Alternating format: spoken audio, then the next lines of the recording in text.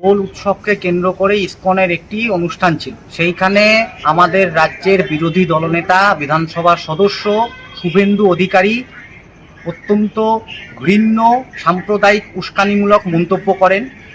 উনি বলেন, নাস্তিকতা, ধর্মনিরপেক্ষতা চলবে না, হিন্দুস্থান, হিন্দুদের রাজত্ব চলবে।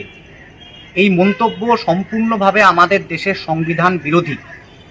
আমাদের দেশের সংবিধানে ধর্মনিরপেক্ষতার ইতিহাস এবং ধর্ম পালনের, নাস্তিকতার চর্চা করার এবং ধর্মনিরপেক্ষতার ঐতিহ্যের এত বছরের যে ইতিহাস, সেই ইতিহাসকে বিরোধী দলনেতার মতো একজন সাংবিধানিক পদে থেকেও লঙ্ঘন করেছেন এবং সংবিধান বিরোধী এই মন্তব্যের তীব্র নিন্দা করা প্রয়োজন এবং আমাদের রাজ্যের প্রশাসন, সেই প্রশাসনের অবিলম্বে এর বিরুদ্ধে ব্যবস্থা নেওয়া উচিত।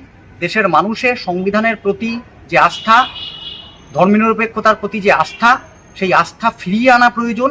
এই ধরনের উস্কানিমূলক মন্তব্য সাম্প্রদায়িক বাতাবরণ তৈরি করার জন্য বারংবার রাজ্যের বিরোধী দলনেতা, রাজ্যের নির্দিষ্টভাবে এই সাম্প্রদায়িক শক্তি তারা করে চলেছে। এর বিরুদ্ধে বালিগঞ্জ থানায় এই এফআইআর আজ করা হয়েছে।